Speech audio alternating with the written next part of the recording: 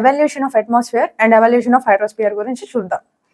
ఇప్పుడు మనకి mostly gases అంటే లైక్ గ్యాసెస్ కంపోజిషన్ వచ్చేసరికి మోస్ట్ ఆఫ్ ద గ్యాసెస్ ఉన్నాయి. కానీ ఇప్పుడు మోస్ట్లీ ఎక్కువ ఏముంది, నైట్రోజన్, ఆక్సిజన్ ఉందన్నమాట. అప్పట్లో ఏముండేవి, హీలియం, హైడ్రోజన్, డస్ట్ పార్టికల్స్, ఇవి మాత్రమే ఉండేవి. ఫస్ట్ అయితే మనము మన అట్మాస్ఫియర్ ఎలా ఎవాల్వ్ అయిందో చూద్దాం. దానికి 3 స్టెప్స్ ఉంటాయి అన్నమాట.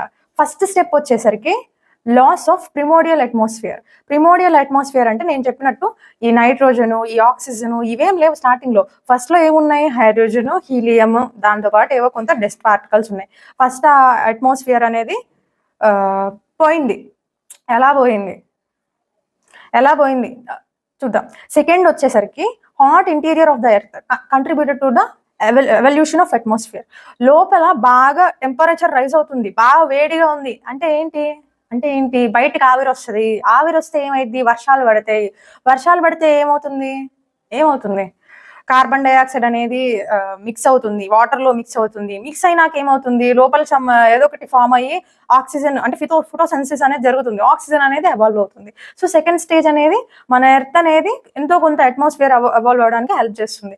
ఇంకా థర్డ్ స్టేజ్, లాస్ట్ స్టేజ్ ఏంటి అంటే ఫోటోసింథసిస్ వల్ల మన ఎర్త్ అనేది కంప్లీట్ అవుతుంది. సో ఈ 3 అనేవి మనము క్లారిటీగా చూసేద్దాం. ఫస్ట్ ఏమన్నాను, ఈ హైడ్రోజన్, హీలియం ఉన్నాయని చెప్పేసాను.